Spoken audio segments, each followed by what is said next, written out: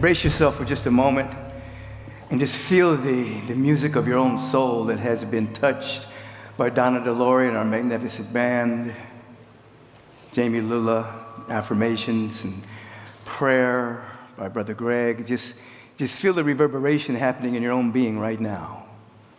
That water that's running through your veins is being activated by the sacred affirmations that have been sung this morning, and that the tonic chemicals are flowing through the body temple.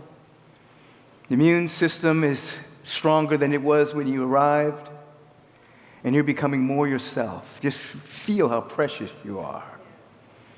And get a real sense that you're not reaching out for anything, you're reaching in to discover what is already within you, is your very life and being.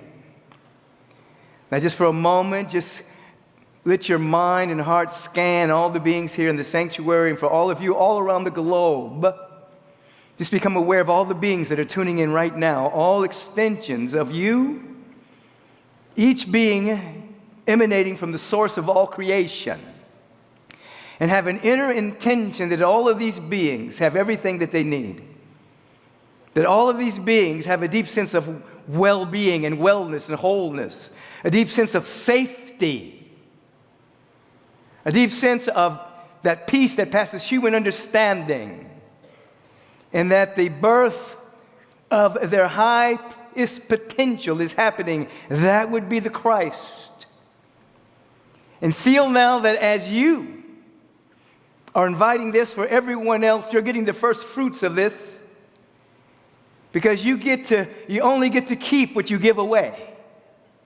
That is a universal law. You get to keep what you give away. So in this moment, as you are embracing all of these beings in the sanctuary of our planet Earth, all that you're asking for, all of these beings, you're now getting a taste of in your own awareness. It's amplifying itself. As I've said over the years, we live in a return to sender universe. Whatever it is you give out is returning to you right now. Just say out loud, I receive the gifts of heaven. I receive the blessings from the presence that's never in absence. I circulate and share them freely. I'm imbued with spiritual power. Every single thing is working together for my good. I feel it in my bones. I welcome myself back home to me. And it is happening right now. Now. Right now. Somebody scream about it. Give somebody a little high five if you're sitting next to somebody. And I welcome you into a greater realization, of course, that we are invisible, indivisible, and, what's the word? Invincible. That as a spiritual being, most of you is invisible. You can't see each other through the sensorium, the eyes. You can feel each other with your heart, and you can see the expression of the invisible as the body temple and the works of art that we create. But we're primarily invisible, and we're indivisible, meaning we're undivided from the whole, never neglected nor dejected, never separated from the presence of God. Regardless of the illusion of experience that we have, we can experience separation, but we're never separated. You're more than an experiential being. You are a nominal being. You are the presence revealing itself as you. And you are invincible ultimately, meaning that you are an eternal, immortal being, forever and ever unfolding, to reflect and to reveal the cosmos in a way that has never ever happened before.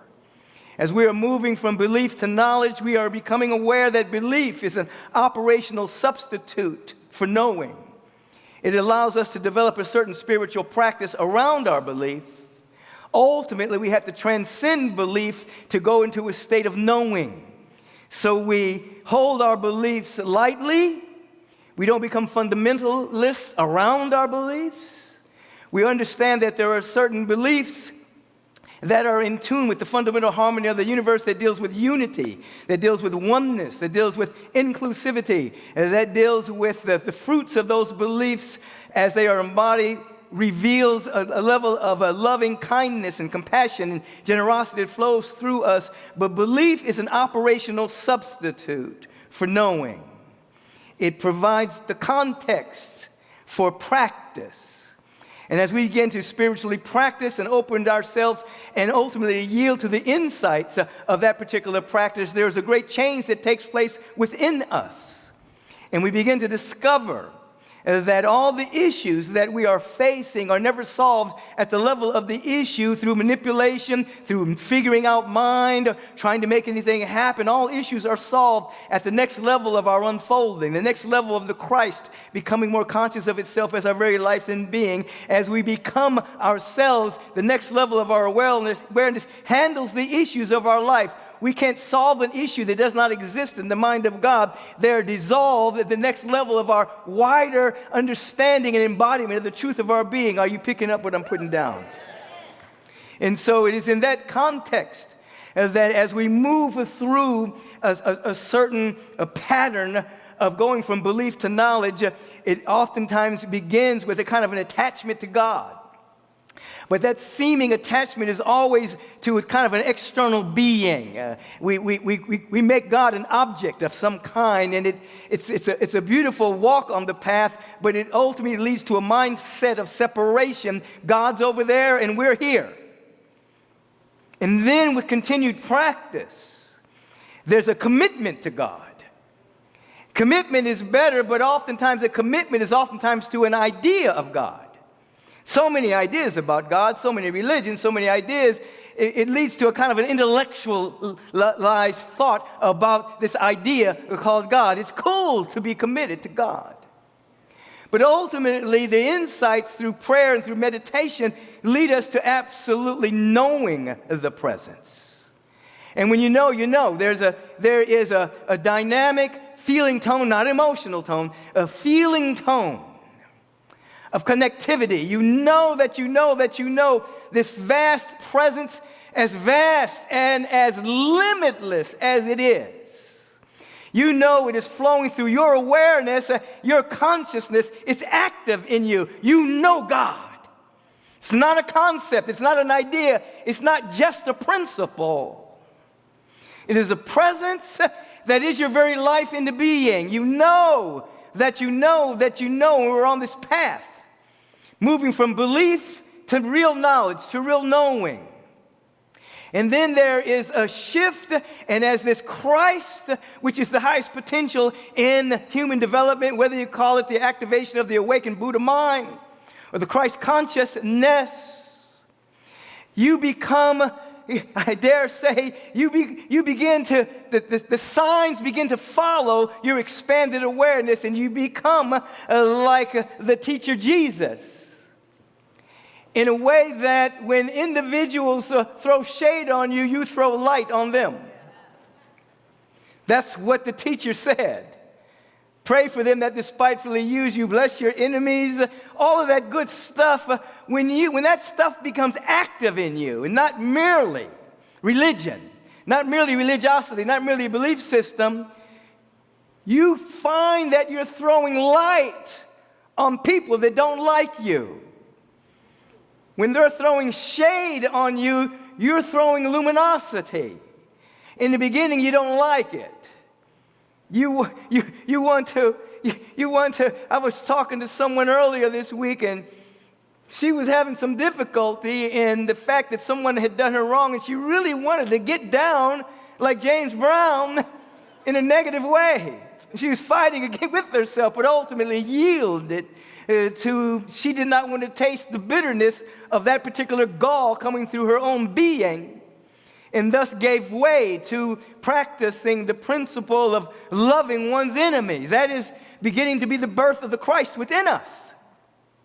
And so you become like Yeshua ben Joseph, like that. It's the sign of one of the signs of the Christ presence. You become a Yeshua ben Joseph, and you begin to understand the absolute Lazarus prayer, not merely as a historical figure or something that happened in history, but when you hear the statement, I'm so thankful that thou hearest me always, you understand metaphysically, mystically, and quantumly. That means I'm living in a state of gratitude. I am overflowed with dynamic thanksgiving. I know that thou hearest me always means that there is a response to that gratitude, a universal response, universal presence responding through universal law, hearing you always, feeling your vibration. Now you can say, Lazarus, rise in every area of your life. Because you're in the feeling tone of this deep sense of gratitude. You're overflowing. You're not trying to get anything. You're simply in the frequency and the vibration of I'm thankful. The response has to come, and now you can have a definite intention. I'm so grateful. Lazarus, rise. I'm so grateful that my need is met. Rise up.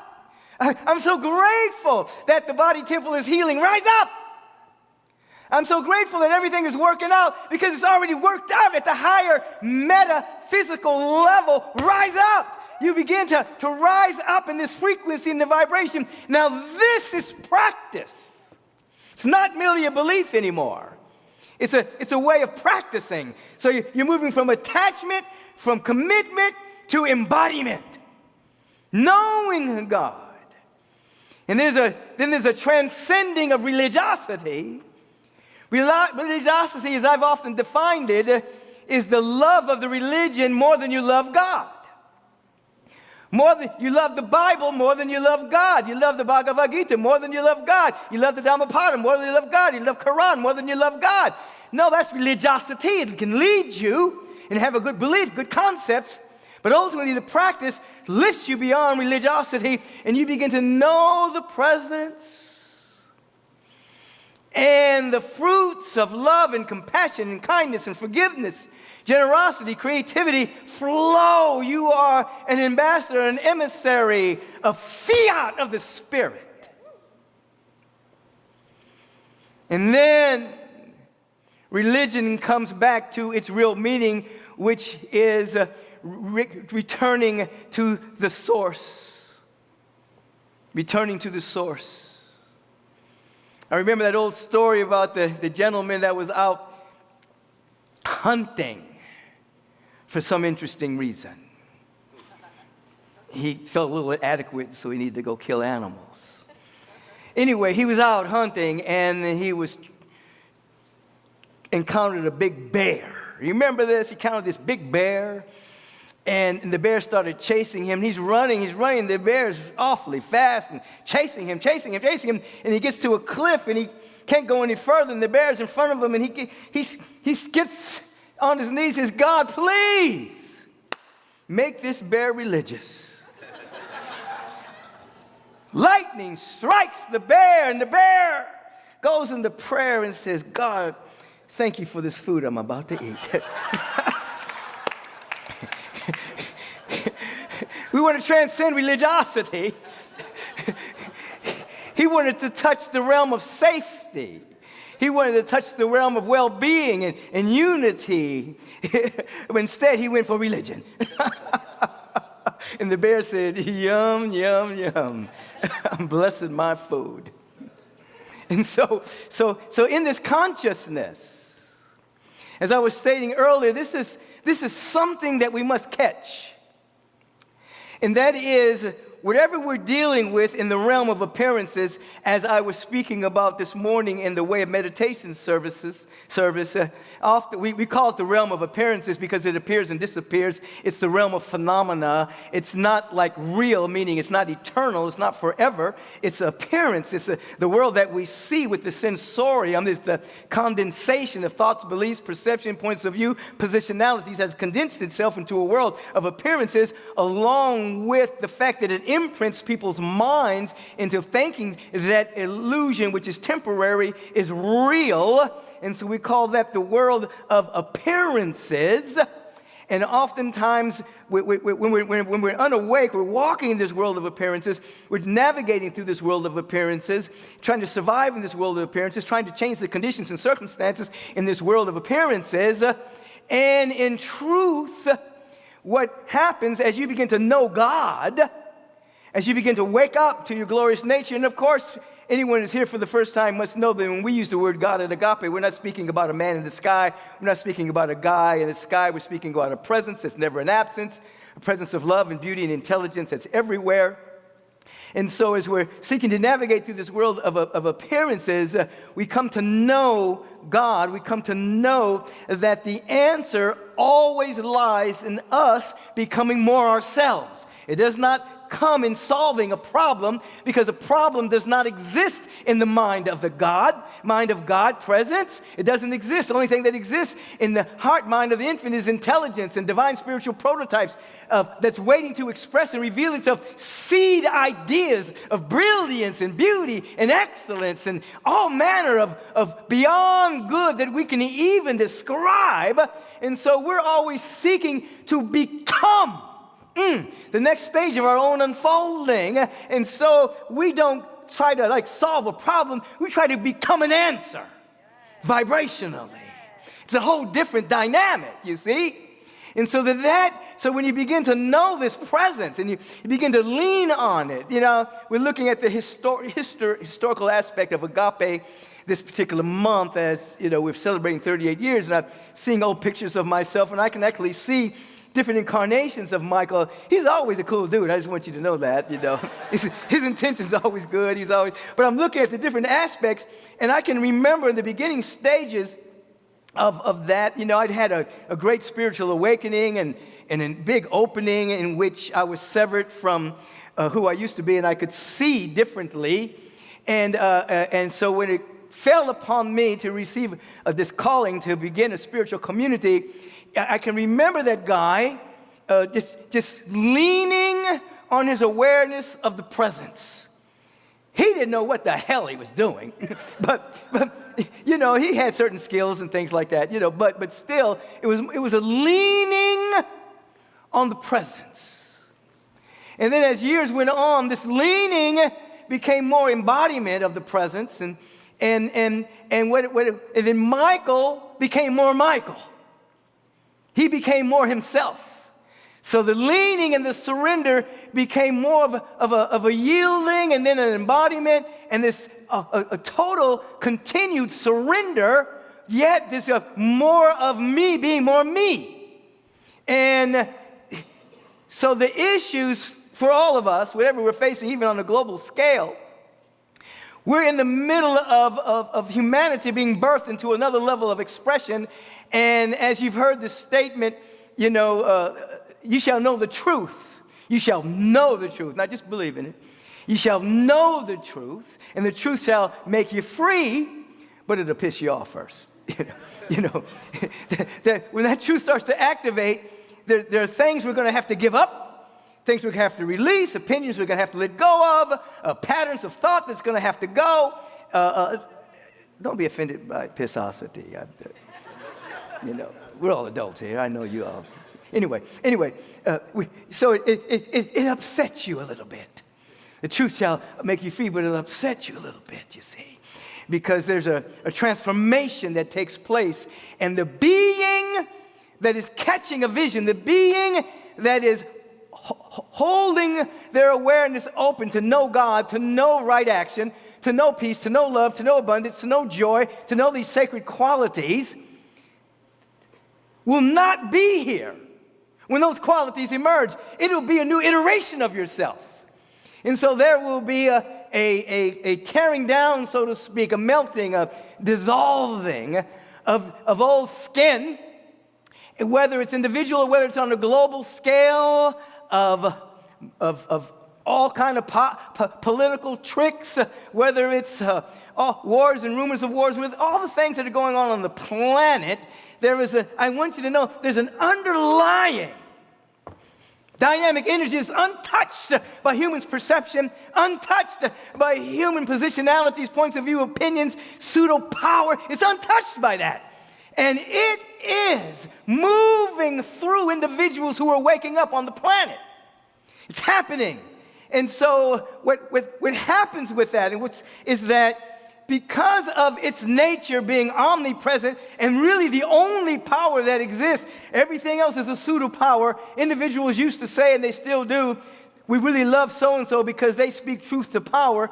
I would always say we love individuals who are speaking truth to pseudo-power. It's not real power. And so, and how it's playing out in our own lives and the lives of the collective is that it uses everything for its own good. So everything that appears to be off kilter, this vast presence that's becoming known by more and more people because there's more people meditating than any time in human history, plus there's more people on the planet than any time in human history, and the percentage is becoming bigger and bigger and bigger. Don't be fooled by circumstances.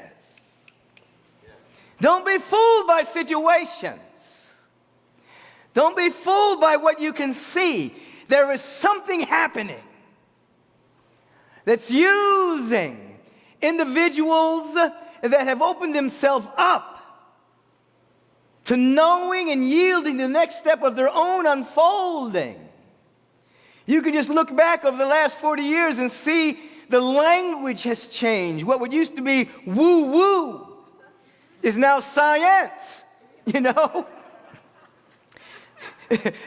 It's now, it's a quantum field of infinite possibilities, you know? There's something that has seeped into the consciousness, and it doesn't care about potentates and dictators and presidents and things of that particular nature. And of course, there are things that need to occur in the human scene, but there's something big afoot. And if you can stay with the Lazarus prayer, I'm thankful. I know that thou hearest me always. I'm thankful. I know that there is a response to my gratitude.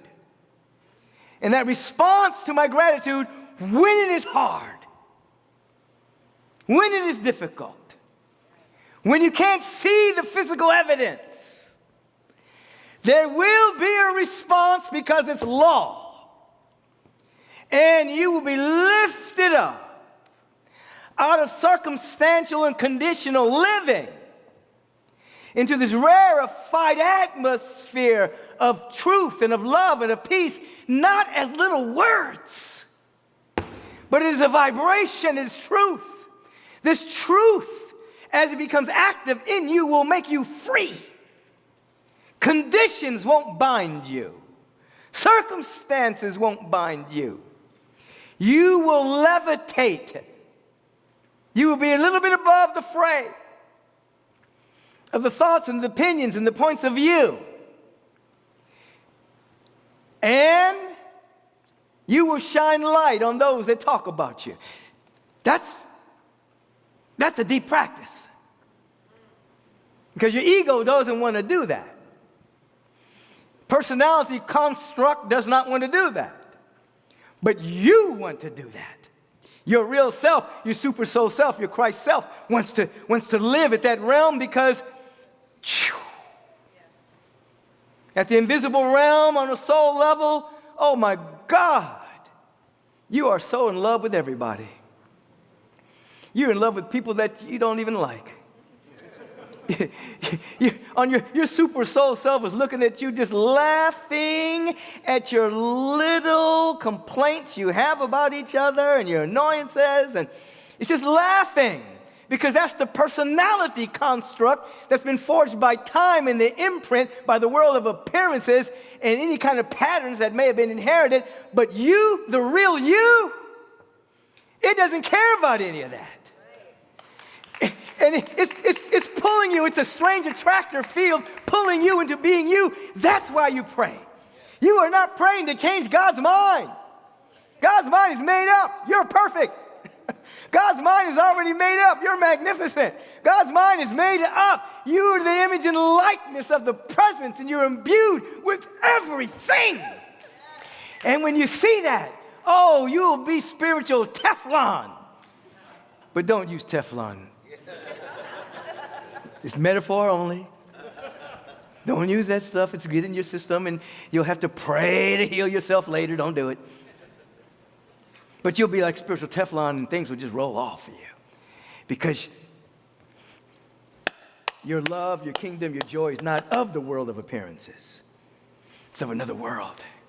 And I'm just here to testify that world is real. The world that God sees is real. And you are being invited to be a soulful, creative artist of your own soul. To use time and space as a tapestry, a canvas, to paint with the colors of your soul. Use everything. What your surface mind may call good or bad, you're using everything to paint your liberation, your freedom, your joy. Remember, you are mainly invisible. This body temple is mainly space. You can't see each other with the sensorium, but you can see with your heart. You're undivided from the whole.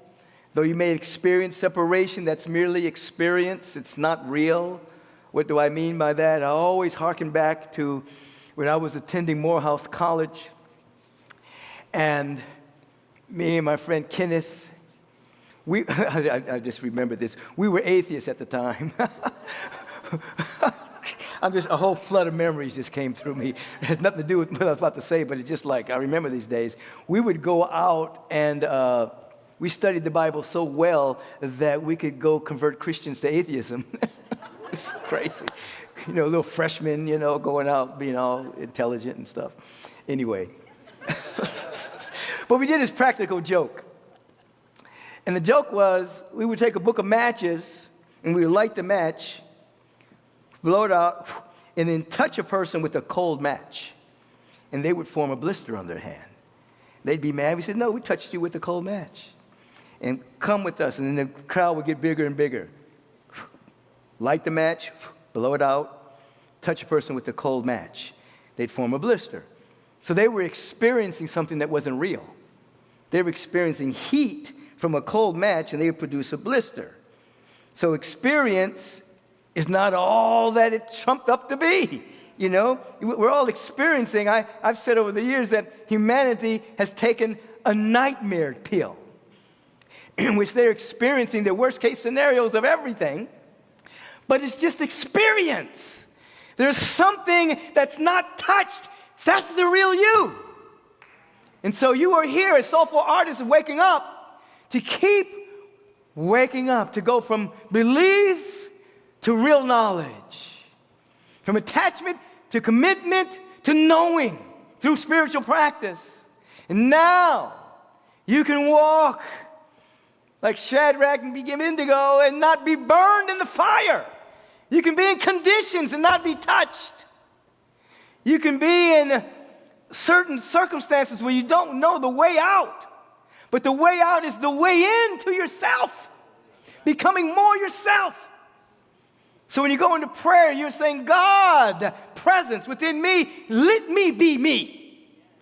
Let me be my real self. Let me wake up from the illusion of separation. I know that everything I can want and hope for and desire is already here. Let me see it. Let me feel it. I know you got me right the first time. You didn't make any mistake. Let me see who I be. Wake up, you see. Let me wake up from this intoxicated sleepwalking that I've inherited from the world of effects. It's imprinted my mind and became a part of personality. Let me come back to my soul. And now, your religion becomes a transportation to transformation. Rather than just being a part of religion, your religion becomes your practice to transform yourself from glory to greater glory. You don't want to be who you are right now next year. As good as it is, I'm not putting you down. No. We're celebrating everything that you are now. But it's a start to what's becoming more you. It's just a start, a stepping stone. You see? And so if you're living on the verge of becoming, You're in that radical tension between being and becoming. Who you be is magnificent, but who you be is infinite. So that means there's always more revelation to occur. It's a living revelation that's always unfolding. Say with me, if you will, I am available to be more me. I stand in the frequency of being more me. I don't want to be a copy of anyone. I want to be the real me. My life is the life of God. The Christ presence is rising up in me. It's a mass celebration of the Christ. That's real Christmas. You can say that. That's real Christmas. You guys were a little hesitant on that. Christmas is the mass celebration of the Christ. You see? And this is why we are here, to wake up to this. And we can use Yeshua ben Joseph as an example, you see. And all the avatars have walked as examples. But as you already know, Buddha was not a Buddhist and Jesus wasn't a Christian. Those are the religious things that wrapped around them, you see. You must be you. Wake up. Awake thou that sleepeth, rise from the dead, that the Christ may give you light, the Christ of your own being. Woo! Take some inhalation here. Release. Breath. Release. Breath. Sustain the breath at the apex. Take a little bit more air in, please. Sustain it right there. Feel right now as you are sustaining that breath that all of your needs are met. Don't look to conditions. Just feel that your needs are met. Feel the prosperity. Feel that you're so loved. Just feel that you're loved. Feel that you're supported. Release. You're recalibrating your nervous system as you're sustaining that breath to a higher thought. Receive another breath again. Sustain it. Feel that you are so supported and loved. How does that feel? If you don't have a memory of that, imagine what it feels like to be so supported and loved. Feel what it feels like to be safe, secure. Release. Your nervous system is acclimating to that particular thought, that particular perception. You are re-enchanting your imagination from worst-case scenarios to a feeling tone of being loved and supported, a feeling tone of all of your needs met, a feeling tone of safety and peace. Everything, listen, everything is a state of consciousness. You see, it's all consciousness. First, condition second. Once again, in breath, sustain, feel what it feels like to be safe. Feel what it feels like to have all of your needs met. To have everything work together for your good. Feel it. What does that feel like? So just sustain the breath as long as you can so that your nervous system can acclimate to this. Now release. You're moving from merely believing into real vibrational knowledge. Your nervous system, your intentionality, your being is changing. The old is dying, you're shedding skin. And you are becoming new. Now you can hear, behold, I make all things new. There is something new about you, something real, something forever. Invincible, indivisible, invisible, real. Beyond manipulation, your state of consciousness will outpicture. Remember the old Zen statement that the right individual can do the wrong thing and it'll turn out right. The wrong individual can do the right thing and it'll turn out wrong. Now, right and wrong simply means state of consciousness. Individuals holding a very high state of consciousness of their oneness with God and love with humanity can make a lot of little mistakes, but it always seems to turn out okay. Another person can read the how-to book and follow it completely, but not have the right state of consciousness. It won't work. You see? So we're coming into our right mind. So we hear right now, have the mind in you that was in Christ Jesus, who being in the form of God, thought it not robbery to be equal with God. Have that mind in you. You becoming more you. Shoo. Shoo. Shoo.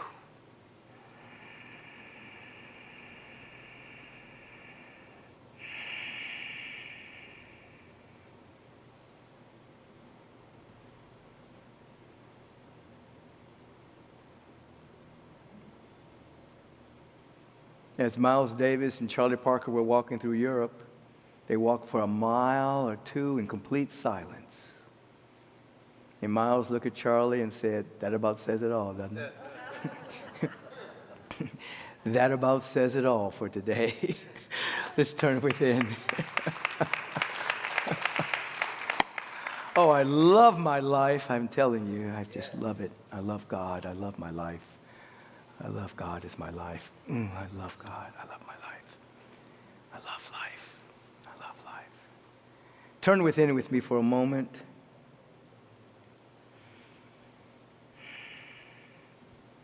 And as we enter into that dynamic Lazarus prayer, we always start with thanksgiving. I'm so thankful. Say it, I'm so thankful. I'm so thankful. I'm so thankful. I'm so grateful that thou hearest me always. That this universal presence through universal law is responding to my gratefulness. Oh, isn't that fantastic? It doesn't matter who you are. As you move into a state of true gratitude, there is a response by law. Doesn't matter how many mistakes you've made in life. In a moment, you can be free. Some call it luck. We call it living under cosmic knowledge. And the cosmic is becoming conscious of itself as us. It's the birth of the cosmic being, the Christ presence within us. Oh, God bless. So we come into great gratitude and thanksgiving right now.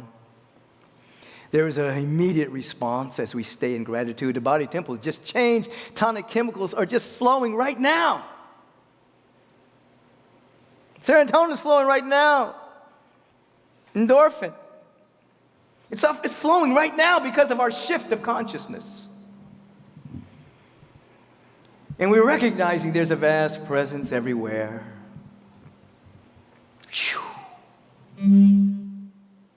In us and as us. It's called oneness. And so in this consciousness of oneness, the very word is spoken for each and every one of us with the full awareness. There's only one of us here, one God, one power, one presence, one life, one intelligence, everywhere, fully being itself everywhere, and it's displaying itself through all of us, according to our willingness, according to our receptivity, availability, all of the presence. It's being ushered through us right now. We're letting it in this moment of prayer. We're not praying to change God's mind. We're praying to get in our right mind.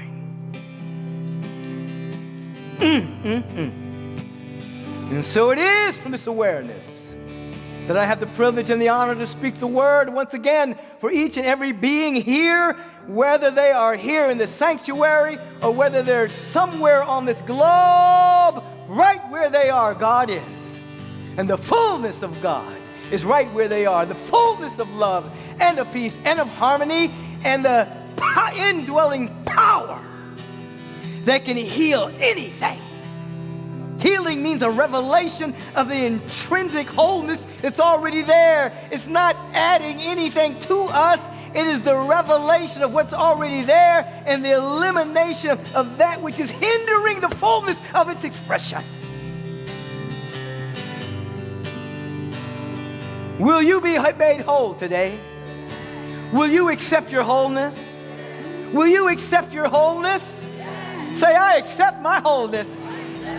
I accept my wholeness. And it's happening right now. It's from this awareness that I speak the word for these beings all around the globe, that all of their needs are met in magnificent ways, wonders to behold.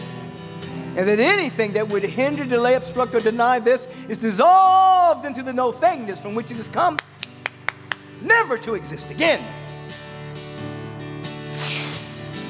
Thought forms of separation, thought forms of hate and malice and resentment and unforgiveness, oh, may they be transmuted into the higher frequency of oneness and love. Everything is energy. Why not hang out in the high vibration of the energy of love? That's our calling. That's our calling. That's our calling. Oh, feel it with me. Feel it with me. Feel it with me. Feel it with me. Woo! Jamie, I think you're ready to help them feel it for a moment.